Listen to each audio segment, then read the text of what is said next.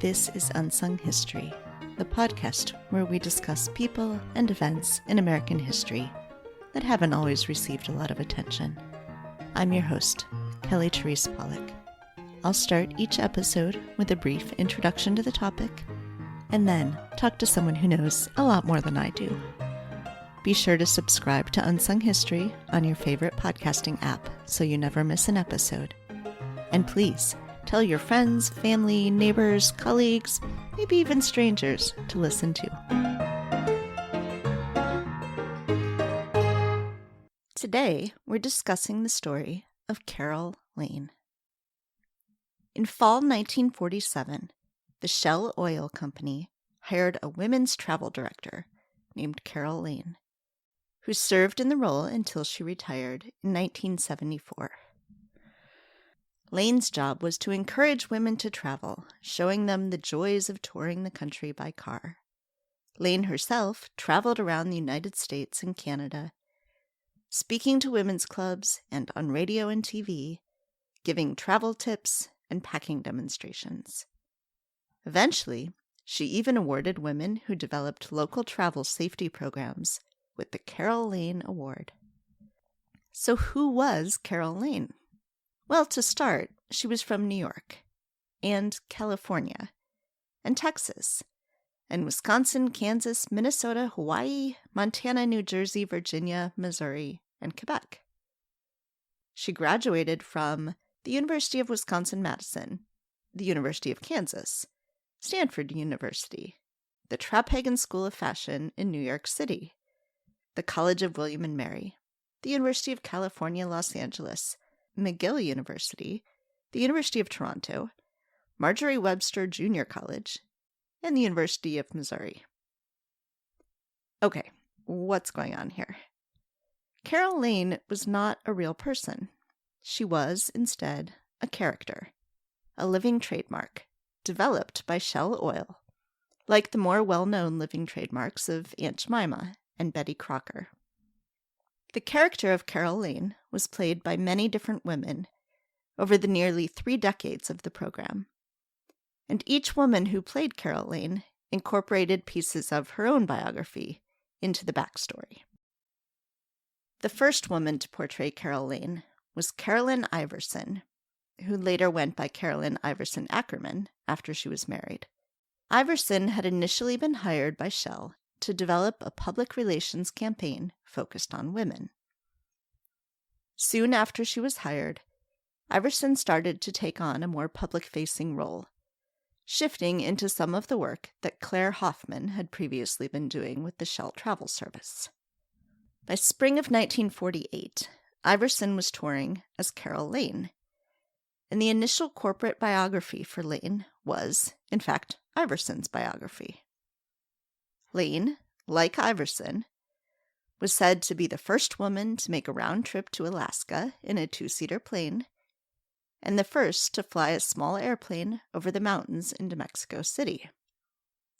In this iteration, Lane had earned a journalism degree from the University of Wisconsin and had been a former aviation editor of a well-known magazine.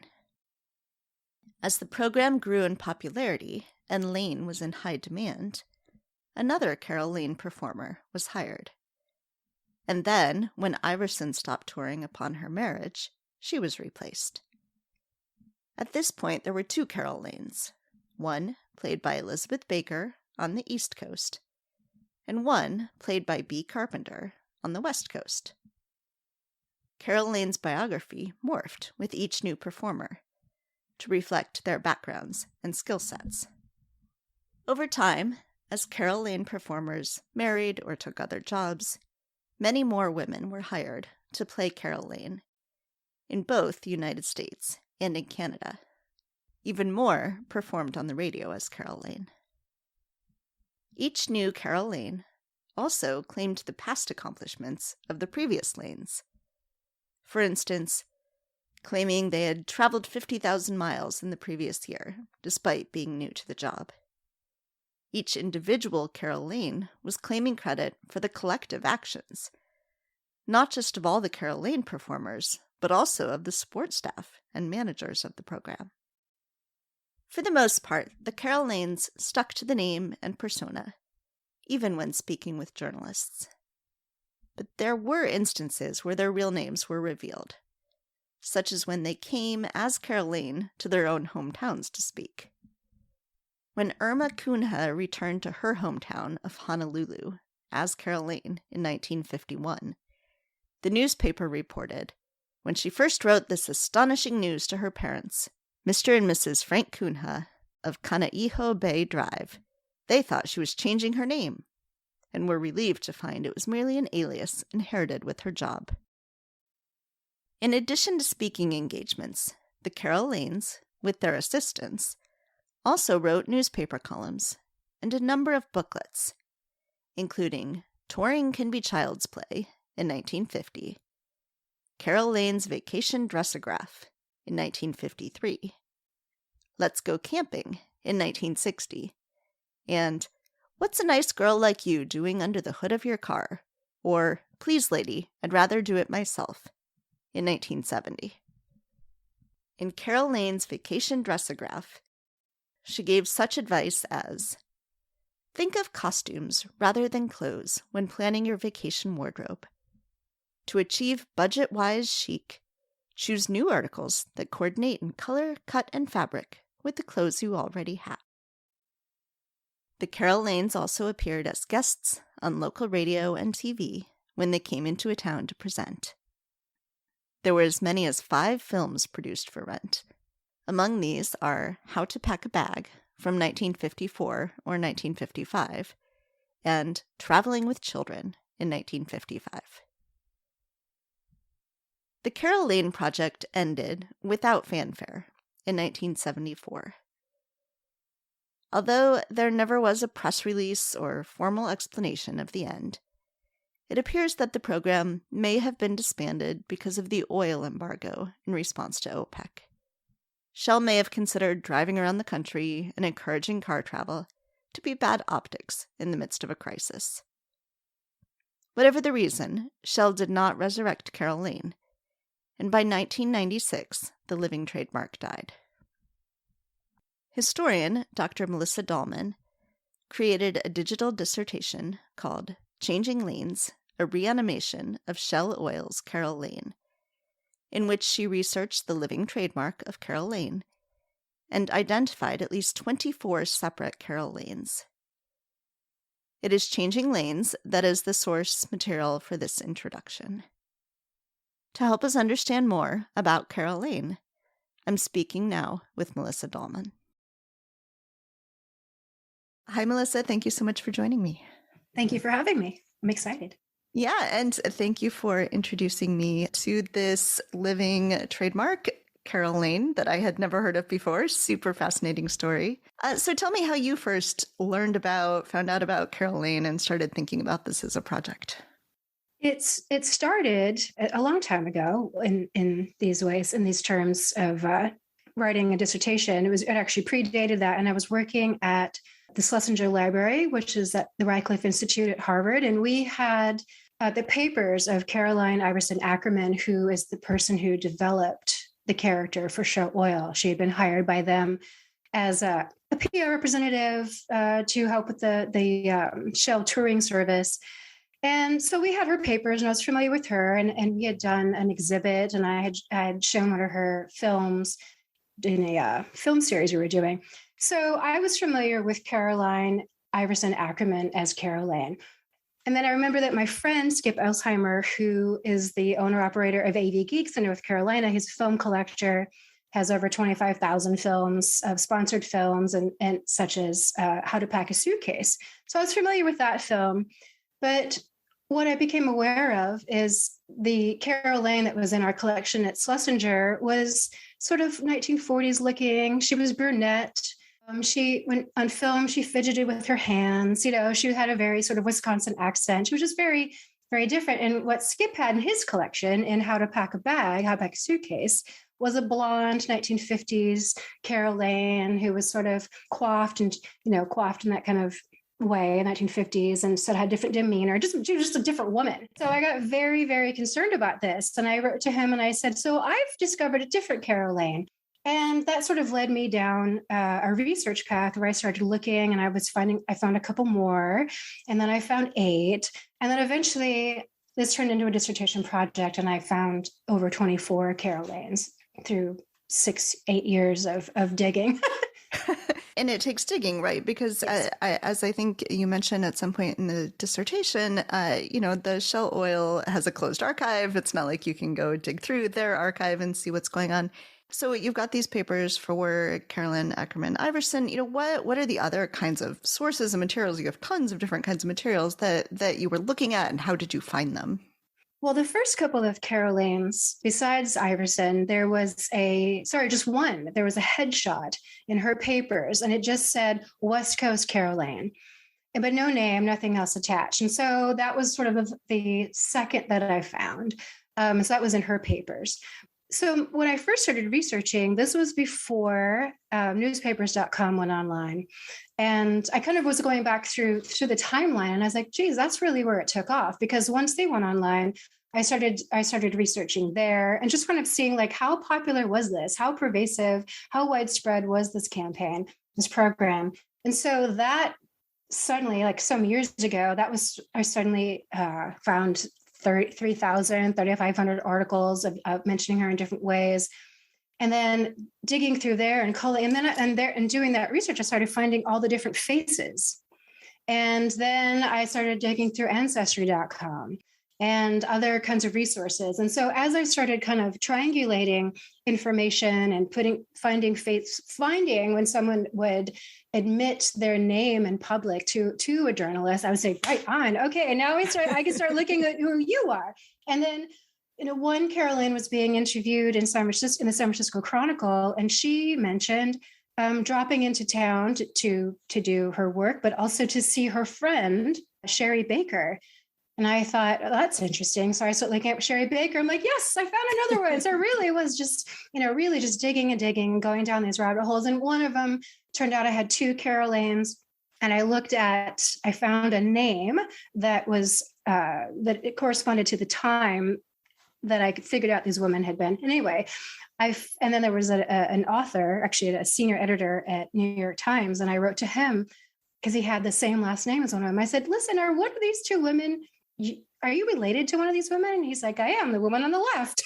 So then he was able to tell me more about her. So it really ended up just being rabbit hole after rabbit hole after rabbit hole for a good decade. And even with all of that, and with everything that is now digitized and Google image search and everything else, there are still a few that you haven't identified, right? That's right. The Canadian ones have actually been particularly difficult, even though I have been in communication with, they have sort of alumni, so to speak, associations, ex-employees who would have been around. Actually, I think that's what they call them, actually, had been around during the same time. And I corresponded with sort of one of their, heads of their organizations. And he said, I'll pass it around. Nobody recognized her. The few that I hadn't read, some of them I found, some of the later ones I was able to, so the cat came out of, was let out of the bag, and I was able to find out what her name was. So I was able to discover where a couple of them went to college and, where they had worked beforehand. But it was really just when they went, and the Canadians were particularly tight-lipped about letting the cat out of the bag. So I think that helped to explain that. But some of the other ones I have, like their wedding announcement, and I can find, and her obituary. So that's unfortunate. These bookends of marriage, that, and same with one of the radio ones. And I keep trying. So actually, one of the reasons I wanted to talk to you is that the next phase of this project is to do outreach, continue to do the outreach. The part of this project that's missing is the audience response. Actually finding people who encountered her and remember her. I'm hoping that the more people kind of hear about this, then some of them will come out of the woodwork and say, that was my mom, or that was me. A couple of them are still alive. Yeah. So, and despite my best efforts to find them, it's been tough. Yeah.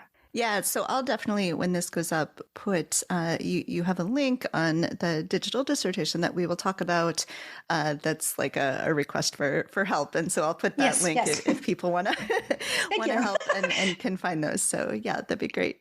Yeah.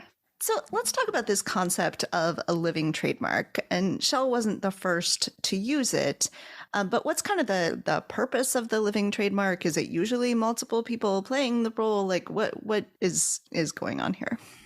In some cases, a living trademark is actually just a company patenting a person's real name. In a really famous case, for instance, Philip Morris discovered a bellboy in New York City, and one of the advertising people heard this bellboy of a grown man, but of small stature.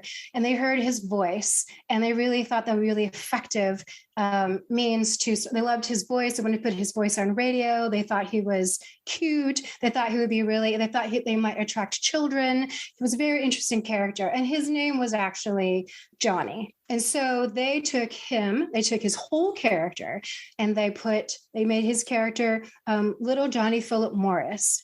And so in some cases, they would take a real character and they would make that epitomize. They put that character out there as representative of, what the company wanted people to think about them as being. His voice was catchy. But in the case of Johnny Philip Morris, eventually the work became too hard for one person to handle. And so they started hiring other young men of similar stature. He was only about 4 feet tall, and they would dress him up as bellboys, and they would send them out to other parts of the country to cover other geographical areas because it became too much. That's the same thing with Carol Lane. It's the same thing with Betty Crocker. It's the same thing with Aunt Jemima. Is really the work became too much for one person to handle. And so while the company was able to say, for instance, about Carol Lane, she was able to handle driving 40 to 70,000 miles a year. She wrote all these articles. She was able to, write these books and visit all these locations. Wasn't she amazing? Isn't she representative of how amazing we are as a company? Aren't we amazing for supporting, for creating such a high profile job for a woman? That's very much the case for Betty Crocker, also, is that aren't we amazing? Aren't we special? And but also what it did is it then hid the fact that several people had the responsibility, had to split this labor that is attributed to one woman, one living trademark, or one, bellboy, Johnny Philip Morris, is that it hid the fact that these people were having to split the job, had to split the duty because it was too much for one person.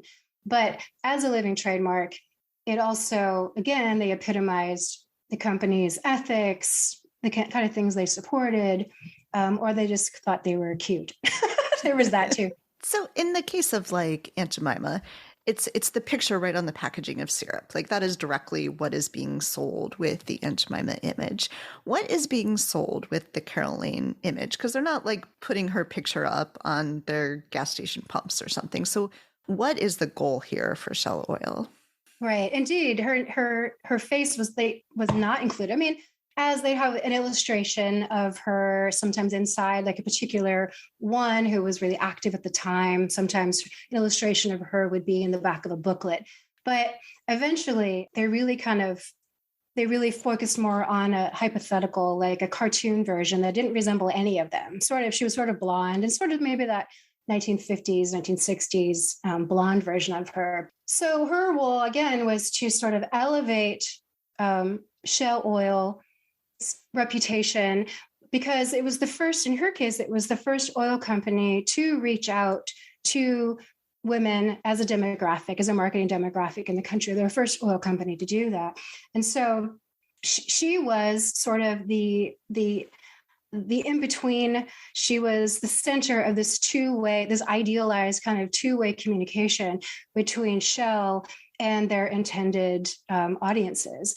And again, she was meant to go into, she would go all over the, she wasn't just like New York and Boston. Like she would go to Des Moines, she would go to these really tiny little communities. And when she would go to these communities, like she was less of a big deal in Los Angeles because there was plenty of things to do. In Los Angeles, there were plenty of ways for a women's club, who was their main demographic that they particularly, and we can go into that later, but there was plenty of things for, and people and events for women's clubs to book, they didn't need Carol Lane, but in some of these smaller towns, she was a big deal. She was a coup for them to have this kind of person coming from New York City or from Los Angeles, talent in a way, to come and to these communities and talk to them about famously how to pack a suitcase. She was always, would demonstrate how to do that, but also talk about budgeting and really just kind of encouraging wanderlust. And also tapping into what these women were already doing, the skill sets they already had. They already knew how to budget. They knew how to, they had done a lot of also market research that women were already planning a lot of the vacations anyway for their families. And she was there to sort of help them with the budgeting sort of, or, if you're going to a town and you pulling up to a hotel, this is a way to kind of survey the motel or the auto court to see if it's safe for you traveling alone, if you happen to be traveling alone, but, or with your family. So she was full of all kinds of tidbits that she would both impart to them as she would come through their town. And also, as she reported, and I do think this was true, especially in the beginning, also, it was about her collecting tips, because when when the campaign first started, the program first started, the first few Carol Lanes were not, well, the first Caroline Iverson was a world traveler, but they couldn't expect every successive Carol Lane to have that knowledge. And so part of what she would do is gather travel tips from the communities, especially because they had, I haven't really said this, but they split the country down the middle, and another one did Canada. And so they would specialize. They would specialize doing, East Coast versus West Coast, snowy climates versus beach climates, older folks versus urbanites. Yes. Did Shell Oil have any kind of, metrics or anything to figure out if this was working, how it was working? They, given the resources that they put into this, they must have thought that this was a campaign that was worthwhile, but did they have any way of measuring that? Boy, would I like to know. That was one of the things. That's one of the heartbreaking aspects of not really having access to their corporate archives. Not for trying, and they have been really lovely when I've corresponded with them with supplying a few bits of information. One was particularly good, which was a speech that one of their PR managers had given. That was particularly useful. But I don't know. And what I know is what they tried to do, which was they surveyed the Shell's touring service surveyed women prior to that, or in collaboration with J. Walter Thompson did it. They helped to do that for them, survey women drivers and such. And so that I see what they tried to do. I never got to see why they can, because this is one of the longest campaigns of its type that I've been able to discover. Like there's on my site, I have a graph where it shows both sort of, length of time. It rivals a couple of, not like Betty Crocker and Aunt Jemima, that went on and on. But as far as like people that have a similar ilk, other living trademarks, she had just quadruple, the amount of coverage, newspaper coverage and television coverage and magazine coverage than the next person down from her as far as quantitatively. And so it must have worked because they kept doing it until 1974. They kept at it. I mean, it starts to wane a little bit, in the late 60s, early 70s. She doesn't go, you don't see as many in-person events as you did during the kind of heyday, which was the 1950s and early 60s. But she's still out there. There's still a couple of them splitting the country and talking to women. So I would love to know what all you find is in the earliest days in Caroline Iverson Ackerman's papers. She does have some statistics about how many people that she reached, how many magazine articles were they able to get the campaign into, little pieces on Caroline. There was some statistics in there, and they were doing a great job. But that I have no more information after her personal papers. So through 1950. Who were the kind of women that they were targeting with this campaign? What was the audience? Caroline Iverson particularly advocated for their reaching out to women's clubs. That was their main objective from the get-go. They were a fish in a barrel, essentially. She said, she was like, they're highly organized. There are hundreds of, millions of women organized into clubs all around the country, be it professional, Federation of Women's Clubs, professional organizations, church groups, PTA, all these different groups, sometimes not really, but there were also advertising clubs. And while it's difficult to ascertain whether there were any women invited to those talks, she also would reach out to some men. And that was one of the ways she would reach out to men. But really, it was women's clubs were the main objective. And also especially the early Carol Lanes were also members of women's clubs themselves. And there was this really short-lived journal early on, I guess you would call it a journal or just a trade magazine called Agenda.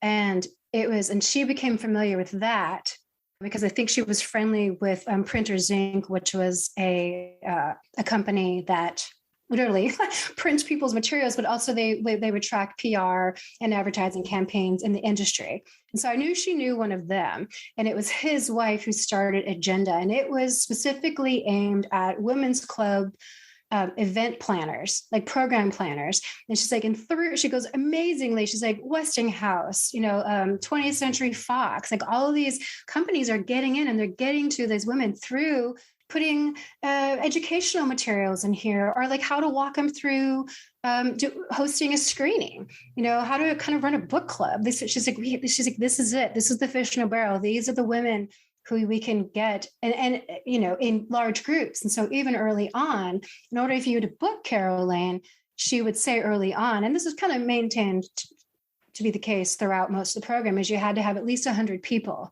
in order for her to come to your event.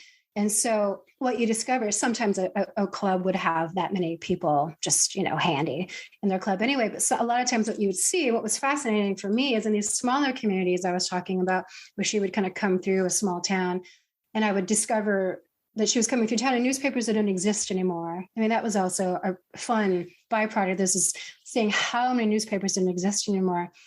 But what I would see in those as announcements that she was coming is that first you would see the announcement that was going to happen, and then you would see another announcement a couple of weeks later, like, oh, your town can't accommodate, this club doesn't have enough people. So then they would started opening it up to women in the PTA, other groups, like then it would suddenly be like every woman in town was sort of, supporting every group in town. Everybody was coming together to support this so they could get the numbers to have this interesting, semi-celebrity come to their town. But yeah, women's clubs was really the main objective there, is to reach out to them, get them excited. Also, they had good works they were doing. They were the ones who were participating in highway beautification campaigns and traffic safety. People were obsessed with traffic safety in the early 50s. And so even then, even to more attract them from really, I think starting in 52, was it? They started the Carol Lane Award for Traffic Safety. And so that too was, so they would announce this, and it would be like in the society pages or the women's pages, the newspapers, where they assumed women, that's where women's clubs would be advertising their events and their calendars. And in those same pages, that's where you would see this announcement to say, hey, and here's an award. You can get a $500 war bond, or, eventually more than that, or $250. You can get a certificate. You can get this amazing bronze statue. And I actually have one of those bronze statues that was given out to someone. And so that was another way to connect, because they were already doing these kinds of good works. And she was like, why not award them as well? And also then they become fans of Shell, and they become patrons. And yes. So all of the Carol Lanes are white. Were these women's clubs mostly also white as well? That was one of the things that I wanted to really investigate here, was what sort of audiences, because there's the assumption that because, it doesn't take very long to sort of get into a conversation about, women, households moving to the suburbs, and women are doing more driving, and over the course of the 50s, the 70s, the ratio of men to women drivers becomes like 60-40. And then they, increasingly after that. So, conversations can kind of get, bogged down in that sort of not bogged down, but like concentrated in that part of the conversation. And so as I started researching that and sort of trying to punch holes into the supposition that, of course, they're all white suburban women who move to the country or the suburbs and have cars and are doing more driving, and all of that's true. But what I was finding was that the very, very, very few people who have written about Carol Lane, usually in passing, a paragraph here or a sentence there, kind of just talk about her audiences in the sort of general terms or as readers, of her booklets. And so what I did is the newspapers in newspapers.com, they do include New York Age and Black-owned newspapers. And so I would do a concentrated search in there. And what I would find is very little, but they would put the advertisements for the call for proposals for the Carol Lane Award. You would see some of that in the kind of women's or travel sections of the Black-owned newspapers. You would find some of her kind of PSAs about winter driving. They usually come in cartoon form, or some, she did have this cartoon version of Carol Lane as well, as I mentioned, but also a kind of cartoon PSA campaigns. And you would find them in there. But when I mapped out all of the locations where she went, and what I did, so I mapped out sort of where, at least a third of all of the newspaper articles that I found are mapped out. So where did she visit? And also, where did Shell focus their newspaper campaigns in a particular area? And so that, of course, and then through that, I would look at some of the census tract information about cities where she went. And then, you can even get down to street level. But what I did to compare and try to tease out more of that also is I mapped the Green Book, the Negro Travelers, Green Book. I had mapped those out from 1947, which is the year the campaign started, and another year, 56, I think it was. And so what I was able to do was overlap wherever the locations where Blacks and other people of color were welcome to stay, and how close sort of on that street or neighborhood level did it come to, did it match up with where she would visit with folks? And so to me, that was a way to sort of get at, was she speaking in Black communities or communities that were at least open to and hospitable to travelers of color. And so what I was finding is not a lot.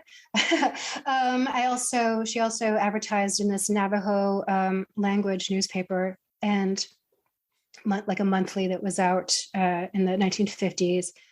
And that inspired, and so some of the cartoons about, winter travel and kind of stuff. But no calls for women's groups and that. And what I discovered also is that she would kind of speak about Native American communities, but not really to them. She wouldn't visit sort of in the diaspora, even sort of locations around Indian lands, reservations. She wouldn't really get very close. She would just kind of go to Cherokee, North Carolina, and talk about how great and interesting Cherokee is, including these, cultural events you can go to, but she wasn't really talking to the people themselves. So I talk about this digital dissertation that you've done. So I have never seen a historian before do a digital dissertation. So this was new to me. And I wanted to talk sort of how you came up with this idea and why you thought that this was the way to present this dissertation.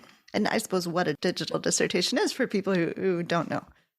Oh, sure. There's an increasingly, we're talking still rather a minuscule percentage, but increasingly throughout the country and throughout the world, people are starting to this is becoming a more acceptable way to expose people beyond your core dissertation committee, to your ideas. And because even if someone's interested, it may not occur to them that they could go into a university, your nearest university catalog, and go and search through dissertations in the course catalog. It's not people. It's not no one necessarily thinks that way, unless you're really, really interested in researching a topic. And so this is a way for it immediately to become kind of a public history project. It isn't sort of sequestered away in a monograph. Of course, now all monographs are digital. Again, so you can find them that way. But of course, in the old days, they were bound and put in the library and have to go find them that way. So again, increasingly people are doing it this way. But what is one of the reasons, for instance, it was important to me is I used a form of research called prosopography. And it means that you are collocating data from all kinds of sources about a people. And what you need in order to really sort of juxtapose these disparate bits of information from different sources is to put them in a relational database, which means a database that you can search, keyword search. And when you put different terms together, they will come together and you can see sort of like, oh, this person was traveling in this area during this period of time. Or they were, so there's all kinds of data that you can bring together, and that helps you sort of sort through and get at really under-recognized, under-researched populations that kind of like Carol Lane and all the people who played her. And so I was going to need to show the public a relational database anyway. And as I kept going and showing the maps, I was like, why, rather than just, I wanted interactive maps, I wanted this interactive census tract tool. I wanted people to be able to look at the same exact evidence that I was looking at, so they could come to, they could question the assumptions that I came to or conclusions that I came to.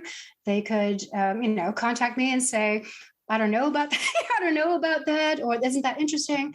But also it's an exhibition space. And so while postopography requires that you create a database for everyone to look at and sort of see if they come to the same conclusions, so does showing, displaying the evidence that you're relying on also alongside the argumentation. And that's always been of interest to me because, for instance, people will write, books, cinema studies books about a certain genre, and they will, especially if it's an underrepresented genre, and they will often have a companion site so that you can go and watch the films as you're, before or after you read this essay. I have always, that was kind of like a segue, like an interesting way that people were going with that. And I thought, well, let's just take it further. Let's take that a step further. And let's put the evidence alongside the textual analysis so that people can, again, come to their own conclusions. And also, of course, even though much of the material, many of my examples are in the public domain and I can freely add them, some of them I use under fair use. And so in order to publish this, even through ProQuest and stuff, they, as rightly, are funny about whether you have rights to certain things, even though I'm seeing many people who would just throw it, cast that idea aside. And I'm very much a proponent of fair use. But I thought also, I want to just jam images and, newspaper articles and videos and all the stuff I can find in here as evidence. And I want people to be, so to me, I was like, there's no question. This needs to be an exhibition space. It needs to be a space for me to show some of the more experimental argumentation that I do through video and have and allow people to look at the same tools. And so using Esri, the platform that I did, which is known, well, historically it's for mapping. It's a platform for mapping and doing other kinds of topographical analysis, that kind of stuff. And so I also thought that would be a really fun idea because Carol Lane disseminated travel guides, tabulated travel guides. I was like, wouldn't that be fun to use Esri's tabulated platform, story map, story journaling kind of platform, which replicates at least sort of a little bit stylistically the idea of a tabulated guide. And so once that occurred to me, I was like, yes, I think there's no question. And so there are challenges that I didn't face a lot of pushback in my committee. Everyone was sort of on board. It's certainly being done now more often. So I was able to supply best practices that Duke University and other universities have formulated. So you can give that to your committee and say, this is being done. And also here's best practices. I'm abiding by best practices, both best practices for the reviewers and for the curators.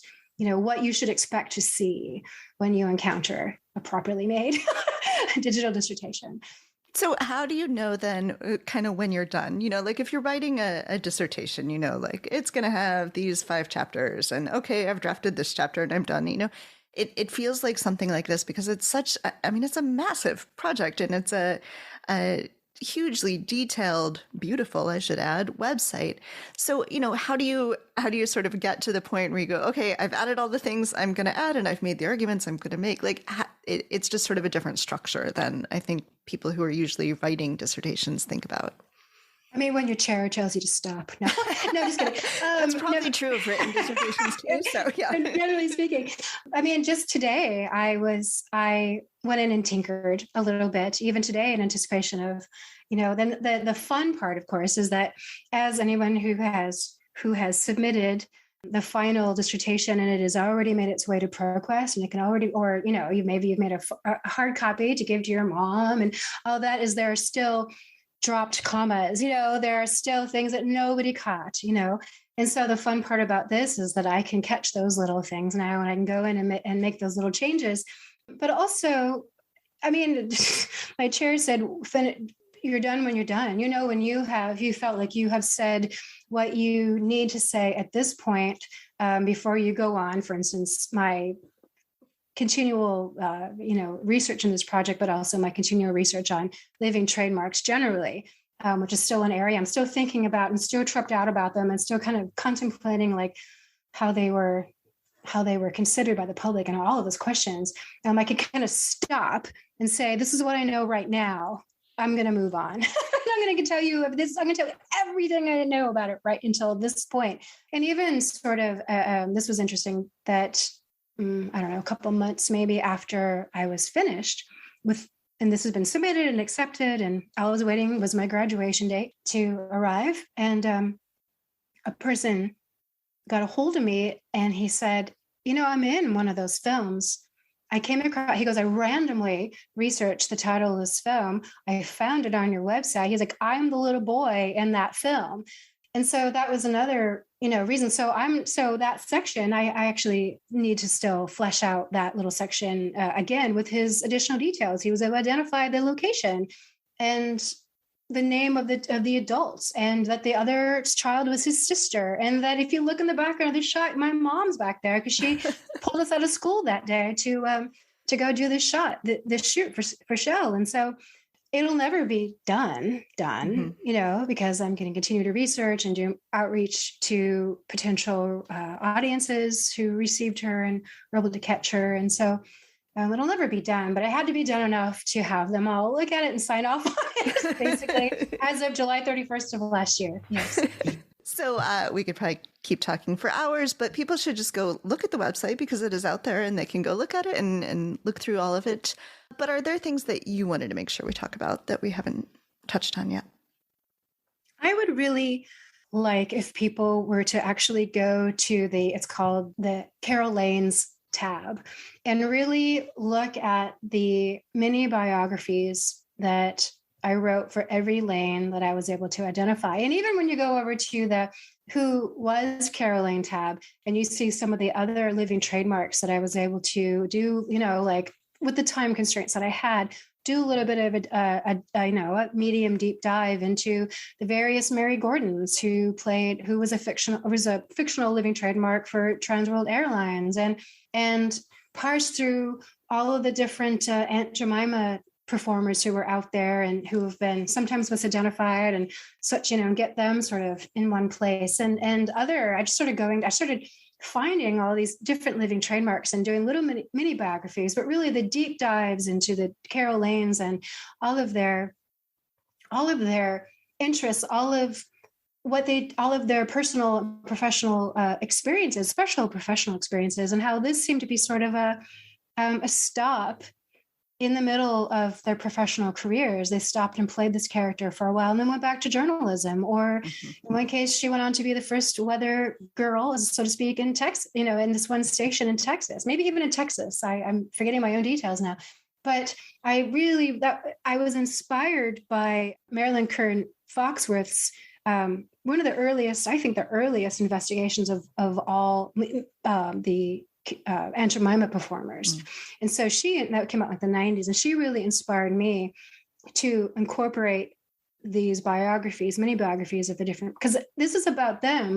This is dedicated in part to them, all the people who, because it's not a remembered program, in fact, it just, any kind of, any reporting about this program just stops hard in 1974. And a couple years later, they interview Elizabeth Baker, and I got to speak to her daughters about her her professional career after that. After Carol Lane, there was like a little blurb in like Petroleum News, 1977. And the blurb was, whatever happened to Carol Lane?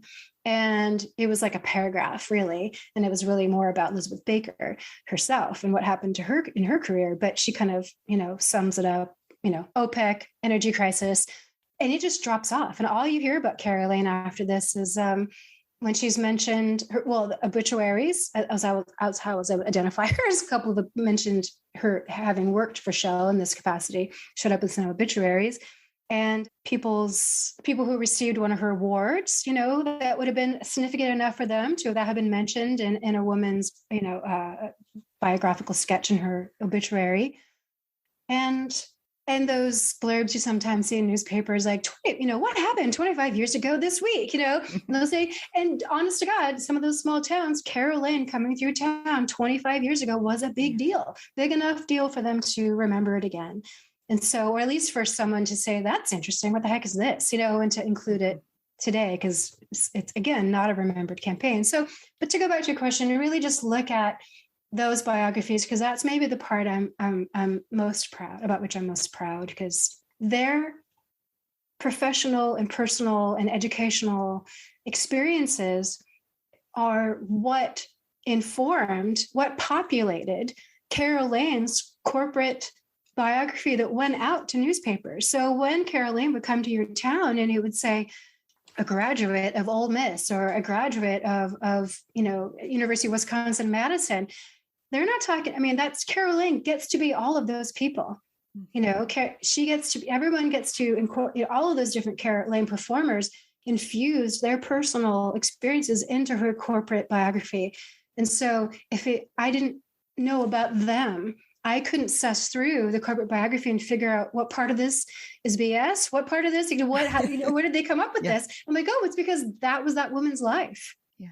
This woman lived at the Barbizon or whatever, like that becomes part of Carol Lane's biography. And I just thought that was, really interesting. So what the public got was this conglomeration, this, composite character who was really several women whose labor was hidden by the fact that it was, her personality had to be subsumed into this fictional character.